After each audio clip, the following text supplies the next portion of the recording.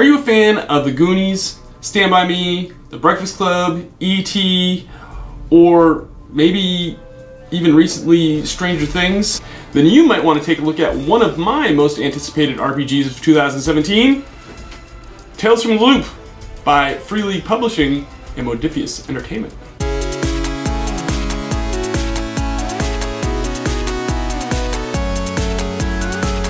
Now, Tales from the Loop is billed as role-playing in the 80s that never was. The rule system, I will tell you, is based off of Free League's Mutant Year Zero system. You roll a dice pool of d6s, and if you get a 6, it's a success, and if you get multiple 6s, it's a greater success, or you can actually buy successes with your for ongoing effects. So Tales from the Loop, you role play as kids ages 10 to 15, growing up and adventuring in this really odd 80s setting.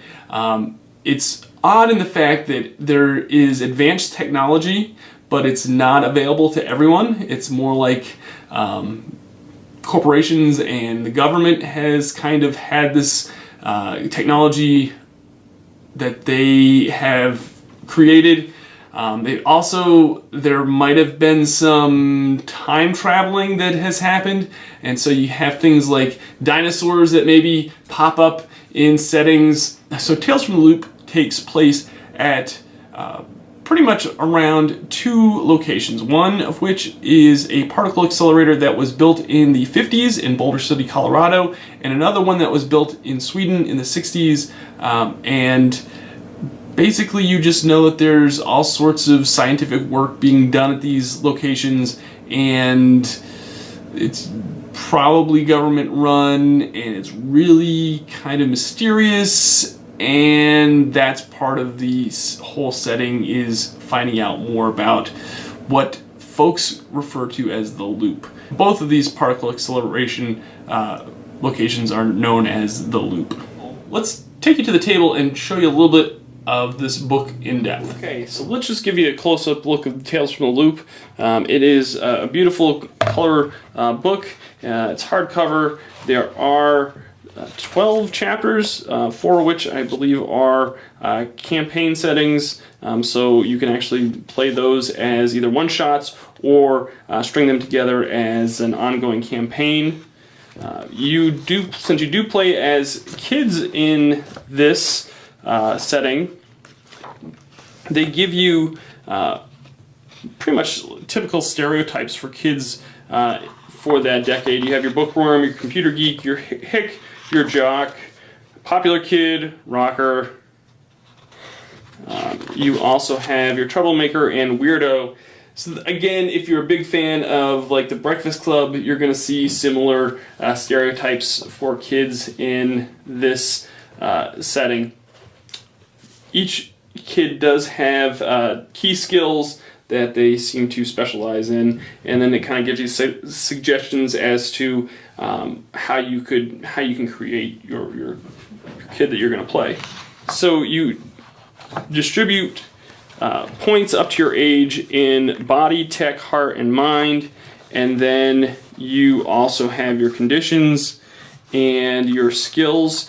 You distribute 10 points in your skills, and then you also get what are called luck points, equal to 15 minus your age. So younger kids get more luck points than older kids, and with luck points you basically get a chance to re-roll.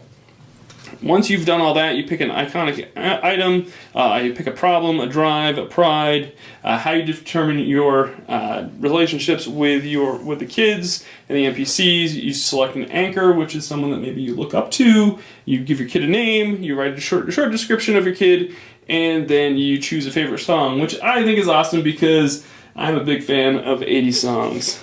Alright, so my final thoughts on Tales from the Loop RPG is that it is a really great setting. I love the art in this book. I love the alternate 80s setting that it creates. How maybe technology advanced in certain areas that we didn't know, and maybe that there are certain things that the government was doing, and then maybe there's certain government experiments that were going on that we were all not privy to.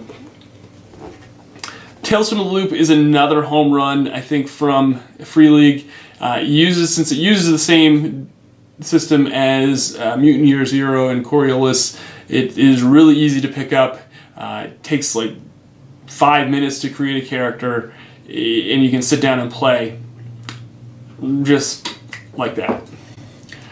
I will say, however, that since this setting is in the 80s, it is hard to play with folks that didn't grow up in the 80s. So if you were looking to pick this book up to play with your kids, it's going to probably be a little bit difficult, just because since they didn't grow up in the 80s, they don't really know the movies, the culture, the TV shows, the music, and it's hard to educate someone about the 80s when they didn't really grow up in the 80s. So for kids, since they already have access to electronics like iPhones and cellular phones and laptops and all that, it's hard to kind of explain how it was in the 80s. So I'm going to say that Tales from the Loop is probably best played with 30 to 40-year-olds plus, so then that way you really kind of can get into the setting that it portrays. I'm going to say, if you've got a whole bunch of friends that grew up in the 80s, buy this book, just sit down and have fun, and maybe create a storyline that you saw from an 80s movie, or you could actually kind of take any kind of science fiction setting and tweak it for this Tales from the Loop RPG. Even like an episode of X-Files that you really liked, you could probably set that in this RPG and have kids discover secret things along the way. I'm going to tell you, pick it up. It should be out today. I will put a link in the comments below to Free League's online store. All right, that's going to do it for me. I want to thank everyone for watching. If you like this video, please give it a thumbs up. If you picked up Tales from the Loop RPG, let me know in the comments below, and let me know what you think. Maybe tell me what movie from the 80s you're going to incorporate in your next campaign. All right, folks, that's going to do it for me. My name is Doug. This has been Victory Condition Gaming, because winning shouldn't be the only victory condition when you get to the table. See you on the next video.